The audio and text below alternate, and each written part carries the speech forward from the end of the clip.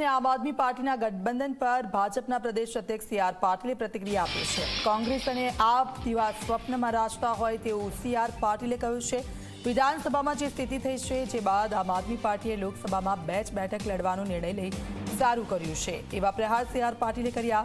સાથે જ તેમણે આ ગઠબંધનને લંગડા અને આંધળાના સંગમ સમાન ગણાવ્યું છે. આ ગઠબંધન સફળ નહીં થાય તેવું સી.આર. પાટીલે નિવેદન આપ્યું છે.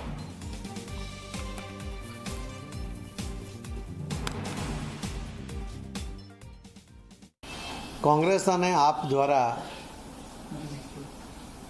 ઇન્ડી ગઠબંધન એમના દ્વારા ગુજરાતની અંદર લોકસભાની 2 સીટ જીતવા માટે નિર્ણય લેવામાં આવ્યો છે. મને એવું લાગે છે કે કોંગ્રેસ અને આપ બંને હજુ પણ દિવા સ્વપ્નમાં રાચે છે. વાસ્તવિક ભૂમિ પર આવવા માટેની એમની તૈયારી નથી. ચૈતર વસાવા કે આપને ભરૂચની સીટમાં ફક્ત 13% મત મળ્યા હતા અને ભારતીય જનતા પાર્ટીને 51% મત મળ્યા હતા. કોંગ્રેસને લગભગ 25-26% મત મળ્યા હતા. બંનેના મતો ભેગા કરીએ તો પણ લગભગ 13% મત ભારતીય જનતા પાર્ટીના વધારે છે. નડિયાદમાં